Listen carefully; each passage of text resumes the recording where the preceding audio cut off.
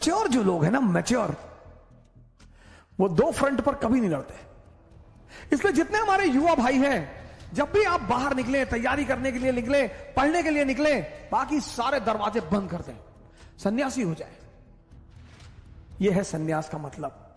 सन्यास का मतलब यह नहीं गेरुआ पहन लिए हरिद्वार भाग गए, वो भगोड़े हैं, वो भगोड़े हैं। सन्यासी बन जाइए। दिल्ली आइए, इलाहाबाद आइए, बेंगलोर आइए, हैदराबाद आइए, सन्यासी बन जाइए। कोई आपसे कह रहा कि दिमाग खराब है तुम्हारा, आईएएस कभी नहीं बनेगा तू। जी भैया, हम तो भैया ऐसे ही चले आए भैया, हम तो एनसीईआरटी पढ़ने चले आए भैया, हम थोड़ी आईएएस बनेंगे भैया। और जिस दिन आईएएस बन जाओ उसी आदमी को पहले बुलाओ कि क्या हाल है तुम्हारा, क्या कह रहे थे तुम। अरे भैया हम तो ऐसे ही कह रहे थे भैया, हमारी तो अम्मा कहती है हमारी शक्ल कुत्ते जैसी। बिल्कुल सही कहती तुम्हारी अम्मा। इस दुनिया में मजा क्या है सर? विरोध का होना। विरोध विरोध, जितना तुम्हारा विरोध होगा उतने तुम्हारे उभरने की संभावना बढ़ जाएगी।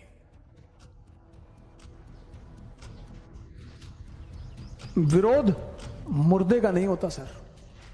चाहे जितना बड़ा अपराधी हो, जब मरता है ना तो दुखी होते हैं लोग। तुम्हें पता करना है कि तुम जिंदा हो कि नहीं। अगर तुम जिंदा हो तो लोग तुम पर हंसेंगे, अगर तुम जिंदा हो तो लोग तुम्हारा विरोध करेंगे। ये सब जिंदा होने की निशानियां हैं सर। दुनिया में लड़ो जरूर, युद्ध करो युद्ध, लेकिन जब भी लड़ो अपने से बहुत बड़े आदमी से लड़ो।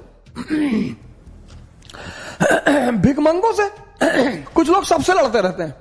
रिक्शे वाले से लड़ गए, ऑटो वाले से लड़ गए, टेम्पो वाले से लड़, जानते नहीं हो कौन हो भैया? पृथ्वीराज चौहान के खानदान के हो? नहीं, अरे रिक्शा वाला लड़ने की चीज है। मुखर्जी नगर में एक बार मेरा कॉलर पकड़ के उतार दिया रिक्शा वाला। मेरे साथ मेरे मित्र थे बस्ती के प्रेम सुधाकर पांडे, वो कूद पड़े रिक्शे वाले पड़ रहे। मैंने कहा, बुजुर्ग सा रिक्शे वाला था, मैं फोन पे बात कर रहा था, मेरी पिच वैसे भी थोड़ी सी तेज है, तो एक बार वो मुझे टोक चुका था कि भैया धीरे बोलिए, टेंशन हो रहा, डिस्टर्ब हो रहा है रिक्शा चलाने में। हमने कहा अच्छा भैया, फिर मैं भूल गया, फिर मेरी पिछाई हो गई। वो उतरा, उसने मेरा कॉलर पकड़े, अरे मैंने कहा भाई, पांडे जी कूद गए। मैंने कहा अरे जीवन में लड़ना है, हर आदमी से नहीं लड़ना है। जीवन में लड़ना है, हर आदमी से नहीं। जितने लोग हर आदमी से लड़ते हैं वो भिखमंगे हैं। फेसबुक पे तो कभी कभी मैं देखता हूं लड़ाई होते हुए, अरे बाप, पर्सनल हो जाते लोग, गाली देने लगते हैं। तरी लोग राम के लिए लड़ रहे हैं, अल्लाह के लिए लड़ रहे हैं, अपने अब्बा के लिए ना लड़ेंगे। हो सकता है उनके अब्बा 4 घंटे से पानी मांग रहे हो, उसके लिए कोई ना जाएगा। हो सकता है पिताजी सुबह से कह रहे हो कि बेटा बाहर जाके मेरी दवा लिया, वहां ना जाएंगे। राम के लिए लड़ रहे, राम के लिए। अरे राम खुद ही बाहुबली अपने लिए लड़ लेंगे, तू क्या लड़ेगा? अल्लाह के लिए तुम लड़ोगे? खड़े हो नहीं पा रहे हो, हवा चल रही है तो हिल रहे हो। अल्लाह के लिए लड़ोगे? पहले अपने लिए लड़ो, खुद के लिए लड़ो। हमेशा उस आदमी से जिससे लड़ने पर 1000 करोड़ का फायदा हो रहा है। बड़ी चीजों के लिए नहीं लड़ोगे ना तो जिंदगी छोटी छोटी चीजों से लड़ा के मार डालेगी। लड़ाई नहीं हो खत्म होगी जिंदगी में सर। बड़ी चीजों के लिए नहीं लड़ोगे तो जिंदगी छोटी छोटी चीजों के लिए लड़ाकर मार डालेगी। हवाई जहाज में बैठना एक सपना हो जाएगा, अमेरिका जाना एक सपना हो जाएगा, नाइक का एयर मैक्स पहनना एक सपना हो जाएगा। लड़ाई तो होगी ही सर। गलत जो भी है सर उसका विरोध करिए, लेकिन समय पे करिए। समय का सिद्धांत अगर आपको नहीं पता है ना, अब कृष्ण अगर जेल से निकल सकते हैं पैदा होते ही, और कंस के राक्षसों से लड़ सकते हैं, तो पैदा होते ही अपने मां बाप को भी तो निकाल सकते हैं। नहीं निकाला। समय का सिद्धांत पता है सर। और बहुत सारे भाई बहन हैं जो समय से पहले लड़ना चाहते हैं। नहीं सर,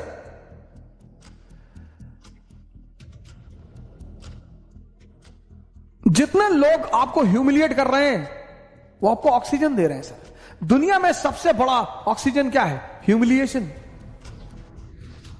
उसको डिप्रेशन में कभी नहीं लेना चाहिए कि अरे हमारा विरोध कर, हमसे कर रहे तो तुम कर ही नहीं पाओगे। अच्छा है, जितने लोगों की ज्यादा तारीफ होती है पूरे जीवन, मैंने देखा मेरे बड़े सारे मित्र हैं, बड़े अच्छे अच्छे घरों में पैदा हुए, रईस घरों में पैदा हुए, जमीन पर कभी पैर ही नहीं रखा। हम उनके घर जाते थे, कभी कोई पंडित बैठा है, कोई होरोस्कोप देख रहा, तो उनको बता रहा राजा राजा राजा सूर्य उच्च का है, मंगल उच्च का है, बुध उच्च का है।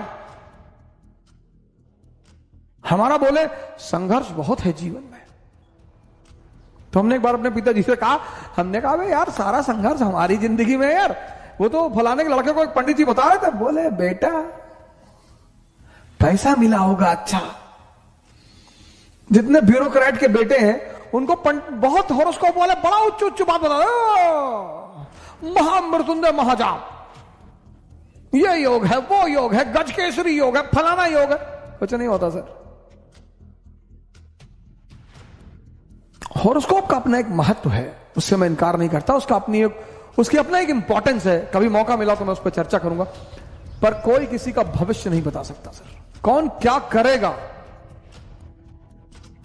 लड़ना तो है सर, जिस दिन लड़ना छोड़ दोगे ना, शरीर से भले ही जिंदा रहो, मर चुके होगे। खाना पीना और शौच करना यह जीना नहीं है, लड़ाई चलती रहना चाहिए। हमसे बड़े सारे लोग कहते हैं कि क्यों इतना टेंशन लेते रहते हो, नई नई चीज करते रहते हो, क्या चाहिए, क्यों बता दें क्या चाहिए। तुम सब धन्यभागी हो भाई, आप में से बहुत सारे लोग आईआईटी में हैं, लॉयर हैं, फिर आईएएस की तैयारी शुरू कर देते हैं। आप योद्धा हैं, 10 साल नौकरी करिए, रिजाइन कर दीजिए, 10 साल नौकरी करिए, रिजाइन कर दीजिए। अब अगर देश को बचाना है तो इस देश के ब्यूरोक्रेटों को आगे आना पड़ेगा, वो भी युवा अन्नामलाई जैसे लोगों को आगे आना पड़ेगा। हारना जीतना तो एक अलग चीज है, क्योंकि इन बदमाशों से ये आम आदमी ना निपट पाएंगे। आपको आना पड़ेगा, ब्यूरोक्रेट्स। 5 साल नौकरी करो, 10 साल नौकरी करो, रिजाइन कर दो, एक इलाका चुन लो, इलेक्शन लड़ो। और जिस दिन 350-400 ब्यूरोक्रेट भारत के पार्लियामेंट में पहुंच गए, सुपर पावर सर, यही एक रास्ता है। भारत का जब भी सुधार होगा ऊपर से होगा सर, क्योंकि नीचे की जनता बहुत इनोसेंट है सर, 70% इतनी इनोसेंट है, आप इसको समझाने जाओगे या आपको मार के भगा देगी। 3 क्लास है दुनिया में, capitalist class, middle class, working class. Capitalist class Ambani, clear concept. ऊंचाई पर वही व्यक्ति है जिसके कॉन्सेप्ट क्लियर है, बस कोई धर्म वर्म की कोई भूमिका नहीं है। जिसके भी कॉन्सेप्ट क्लियर हैं वो अपने क्षेत्र की ऊंचाई पर है। वो चाहे धर्म का कॉन्सेप्ट हो, चाहे समाज का कॉन्सेप्ट हो, कॉन्सेप्ट क्लियर होना चाहिए। मिडिल क्लास, इसके मिक्स्ड कॉन्सेप्ट है, मिक्स्ड। इससे पूछो शराब पीते हो, नहीं नहीं भैया, नहीं नहीं, ऐसे ही पूछ रहे थे। वो अमेरिका से हमारा एक दोस्त आया था, तो एक लाया था रॉयल एब्सोल्यूट, 40,000 की बोतल आती है। नहीं भैया, कभी कभी पी लेते हैं, होली होली में जैसे कहीं ऐसे कोई बात हो भैया, तो एक आध पैक तो पी लेते हैं भैया, एक आध। नॉनवेज खाते हो? नहीं भैया, अंडा खा लेते हैं कभी कभी, और नॉनवेज तो नहीं खाते भैया। वो जो नॉनवेज का वो होता है, जूस होता है भैया, उसको खा सकते हैं भैया, गोश्त नहीं खाएंगे। ये है middle class. Working class, people without concept. ये जो मजदूर कौन है, जिनके पास जीवन में कोई कॉन्सेप्ट ही नहीं है। मजदूर हैं, 11 बच्चे हैं, 11। पूछो 11 बच्चे तुमको, 11 बच्चे कैसे हो गए भैया? ये भगवान के बच्चे हैं। अच्छा, तुम्हारा नाम भगवान है? नहीं नहीं भैया। अच्छा, पड़ोसी का नाम भगवान होगा? अरे भैया कैसी बातें कर रहे हैं, अबे तो कौन भगवान?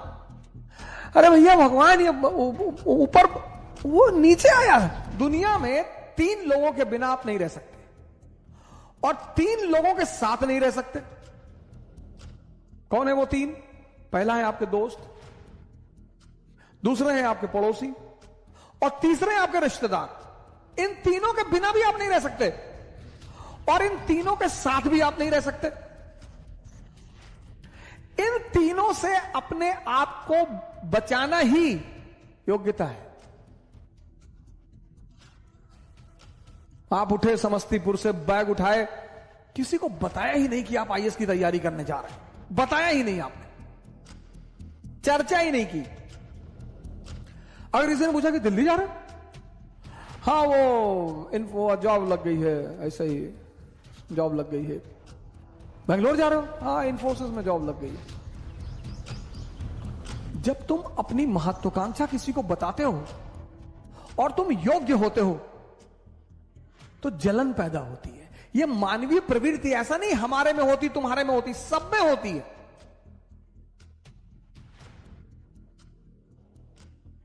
सब में। अभी तुमको ऑस्ट्रेलिया में आईएएस बना दिया जाए, तुम नहीं जाना चाहोगे। कौन जानता है तुमको ऑस्ट्रेलिया में हो गए आईएएस। इसलिए जब तुम आईएएस बनते हो, मंत्री बनते हो, नेता बनते हो, अपने घर की तरफ भागते हो।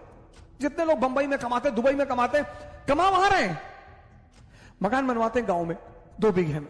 हाँ, बड़ा मकान, बड़ी बड़ी दीवारें और करीब 1 बीघे में मकान और ट्रैक्टर खड़ा हुआ है। क्यों? क्योंकि वो जो पट्टीदार हैं आपके, वो डेली उस मकान से गुजरेंगे और डेली मरेंगे। उसका मजा है सर। दूसरे को क्या दिखाना सर।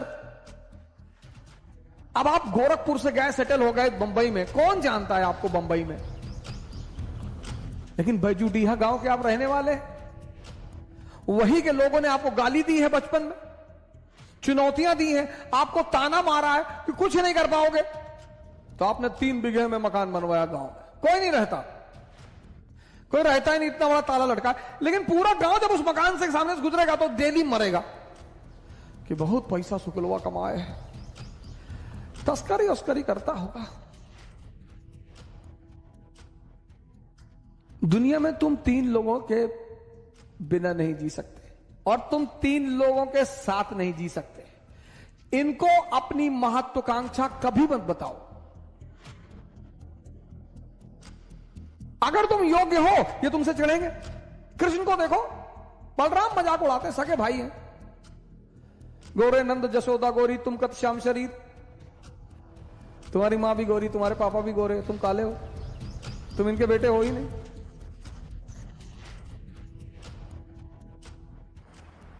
फिर बलराम एक दिन कृष्ण से कहते हैं कि ये वृंदावन के यादव लोग तुमको पीटने का प्लान बना रहे हैं। बोले क्यों? बोले तुम इनकी बीवियों के साथ नाचते हो, पीटेंगे नहीं? अरे बोले यार तुम भाई टेंशन मत लो, हम हैंडल कर लेंगे। एक दिन बारिश हो रही थी वृंदावन में और कृष्ण ने गोवर्धन पर्वत उठा लिया उंगली पर। अब आप सोच के देखो कि कोई अपनी उंगली पर पर्वत उठा ले। डिमॉन्स्ट्रेशन ऑफ पावर, शक्ति का प्रदर्शन।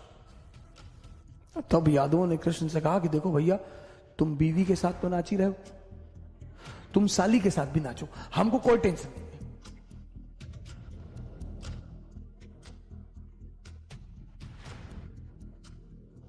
राम को तो पता ही नहीं कि उनकी पत्नी को उठाया जाने वाला है।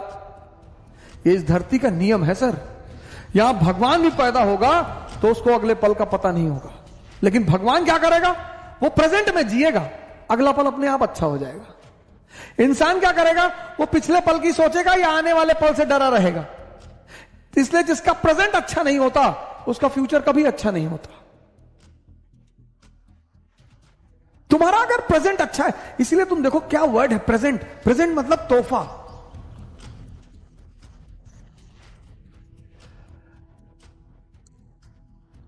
Present tense. तुम अपना प्रेजेंट अच्छा कर लो, तुम्हारा फ्यूचर 100% अच्छा होगा। क्योंकि तुम्हारा फ्यूचर बनेगा किससे? तुम्हारे प्रेजेंट से। मेरे बड़े सारे मित्र मुझे मैसेज करते हैं, कॉल करते हैं, पढ़ाई नहीं हो रही, ये नहीं हो रहा। तुम समझ ही नहीं पाए, तुम्हारे पास इतना बड़ा तोहफा है, हटाओ इसको दुनिया से। बुआ ये कह रही थी, मामा ये कह रहे थे, चाचा ये कह रहे थे, अब्बा ये कह रहे थे, फलाने, कहने दो।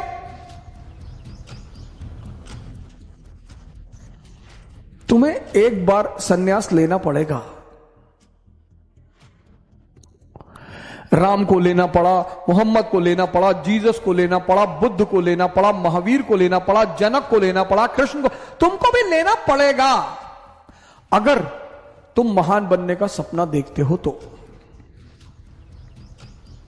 अगर तुम्हें नौकरी की तलाश है, तुम अगर सिर्फ नौकर बनना चाहते हो कि ना भैया एक नौकरी हमको मिल जाए भैया, हम शादी कर ले भैया, हमको जो है बस एक बीवी मिल जाए और पिंटू चिंटू मिल जाए भैया, और हम 2 BHK फ्लैट, हम ज्यादा नहीं सोचते भैया।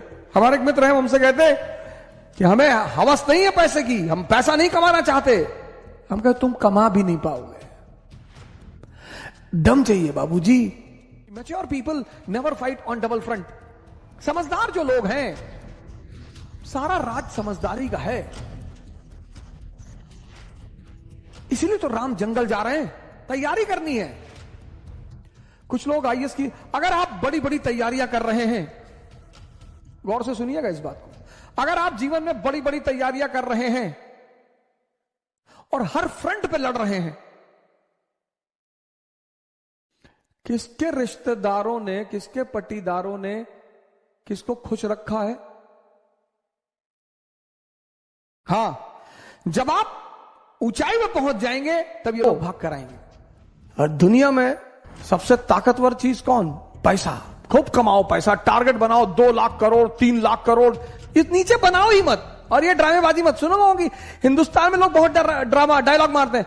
पैसा क्या है भाई साहब? हाथ की मैल है, दिखा निकाल के दिखा।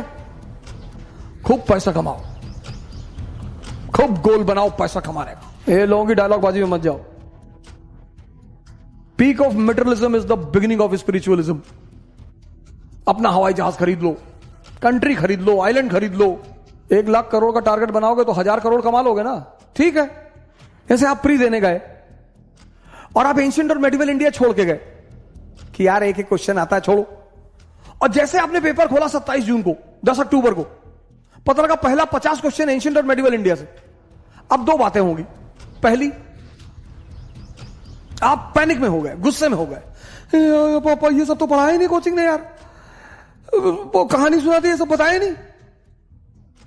और फिर आपने इन्विजिलेटर को एक तमाचा मार दिया खींच के कि 5 मिनट से पानी मांग रहे, दिमाग में पानी नहीं दे रहा हो। और उसने तुम्हारी क्वेश्चन शीट पे लिख दिया कि not allowed for any examination in future. तुम्हारा कैरियर खत्म हो गया। दूसरा चारा क्या है? तुम छत की तरफ ऐसे देख रहे हो और मुस्कुरा रहे हो कि नेता बना के मानोगे। और फिर तुमने 10 रुपए का एक सिक्का निकाला और हेड ऑन टेल AC, और तुम अपना ही नहीं कर रहे हो, दूसरों की मदद भी कर रहे हो। हाँ, मार मार मार, 10th क्वेश्चन मराठा, मार मार मराठा।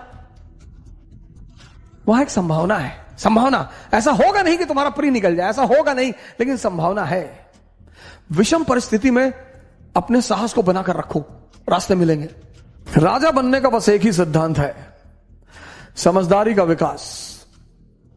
और समझदारी बढ़ाने का बस एक ही सिद्धांत है, नहीं, समझदारी बढ़ाने का सबसे अच्छा सिद्धांत है पढ़ाई। हमारे देश में लोग कहते हैं पढ़ोगे तो राजा बनोगे। बिल्कुल नहीं, सवाल ही नहीं उठता, प्रश्न ही नहीं उठता, गलत है वो। पढ़ोगे तो नौकर बन जाओगे, लेकिन हां, अगर पढ़ाई से अपनी समझदारी का विकास कर लिए तब तो राजा बनोगे। किसी भी घर को अगर महान बनना है, किसी भी राष्ट्र को अगर महान बनना है, किसी भी समाज को अगर महान बनना है, उसका एक ही सूत्र है, आंतरिक स्थिरता और शांति, इंटरनल पीस एंड स्टेबिलिटी। इसलिए जो बहुत समझदार मां बाप हैं, मिडिल क्लास मां बाप यूपी बिहार में, उन्होंने अपने बच्चों को बाहर भेज दिया, चाहे खेत बेचना पड़े, क्योंकि वो जानते हैं कि अगर वो वहां घर पे रहेंगे, सामंतवादी इलाके हैं ये, यूपी बिहार सामंतवादी इलाका है, यहां आप खुराफात मत करिए, मत करिए, बदतमीजी मत करिए। यूपी और बिहार में आप 2 ही शर्तों पे रह सकते हैं। या तो आपके घर में एक अच्छा सा अपराधी है, 4-5 लोगों का सर काट के लाया है, तो आप आराम से रहेंगे, सुकून से रहेंगे। या आपके घर में कोई सिविल सर्वेंट है या नेता है अच्छे स्तर का, वरना आप नहीं रह पाएंगे। जो लोग कहते हैं भैया हम तो बदतमीजी करते नहीं, फिर हमारे साथ होगी। आप गांव में चले जाइए, 1 दिन के लिए गांव बहुत अच्छे हैं, 2 दिन के लिए गांव बहुत अच्छे हैं, तीसरे दिन ना रह पाएंगे। और जिनको शहर की शांति मिल चुकी है, शहर में फ्लैटों में अगल बगल वाले एक दूसरे से बात नहीं करते, कभी कभार once in a blue moon सामने वाला फ्लैट वाला निकल आया, good morning good morning, how are you, खत्म खत्म। इस दिल्ली जैसे मेट्रोपोलिस में, मुंबई में बहुत लोगों को बड़ी शांति मिल गई। परिवार है, बच्चे हैं, सैटरडे संडे को VVR चले गया, अभी खुशी से हैं गांव में। और उसकी वजह क्या है?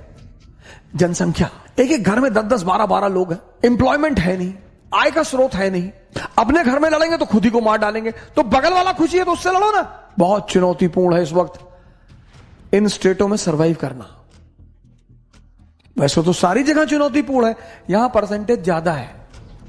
दुनिया में सबसे इंपॉर्टेंट चीज है डायरेक्शन। जिसको भी मिल गई और समझ में आ गई, बहुत लोगों को डायरेक्शन मिलती है, समझ में नहीं आती। तेंदुलकर और कांबली दोनों के एक ही गुरु हैं, रमाकांत आचरेकर। माननीय श्री रमाकांत आचरेकर अब तो हमारे बीच है नहीं वो, लेकिन एक आदमी क्रिकेट का खुदा बन गया, भगवान, और दूसरा आदमी तमाम योग्यता होने के बावजूद गुमनामी के अंधेरे में खो गया। मैंने कहा ना, इस दुनिया में हम सब योग्य हैं। कल मैंने आपसे एक बात कही, पता नहीं आपने ध्यान दिया कि नहीं दिया।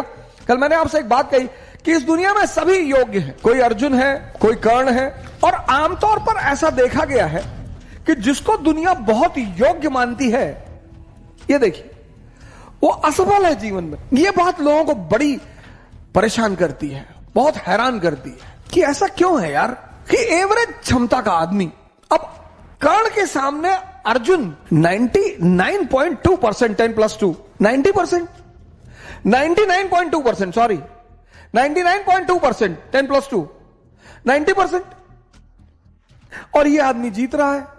ये बात आपको आश्चर्यचकित नहीं करती? और ये यही नहीं है कहानी में, ये जीवन में भी है। दुनिया की नजर में जो कम योग्यता के लोग हैं, उन्होंने बड़ी जबरदस्त जगह बनाई है। दुनिया में जो कम योग्यता के लोग हैं, उन्होंने बड़ी जबरदस्त जगह बनाई है। क्यों है ऐसा?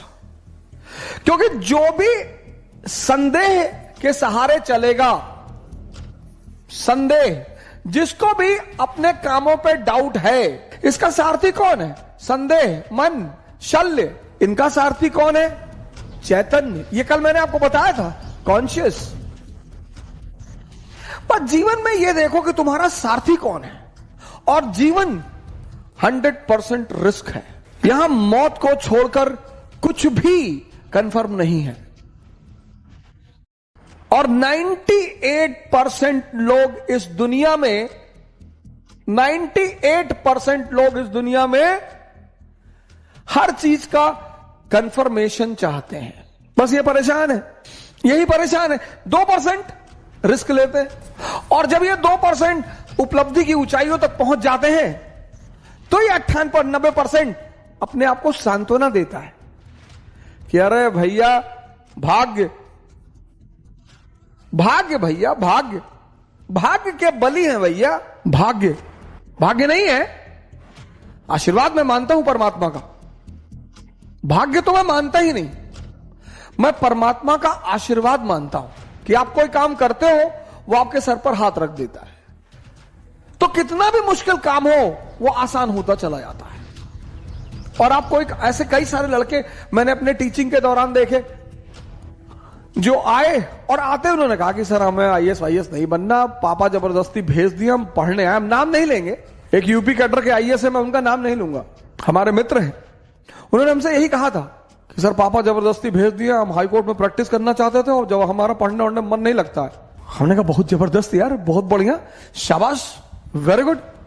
इतनी ईमानदारी है, इतनी ईमानदारी तो है कि तुम मानते हो कि मेरा पढ़ने में मन नहीं लगा। फिर एक बैग वो बंदा गायब हो गया, और हुआ क्या, अच्छा ग्रुप मिल गया, अच्छे लड़के मिल गए, अच्छे सीनियर मिल गए, और पढ़ने में मजा आने लगा, मजा आने लगा, बंदा वो काम करने लगा। 381वीं रैंक है IAS में पहले अटेम्प्ट में, 381 दूसरे अटेम्प्ट में, 104।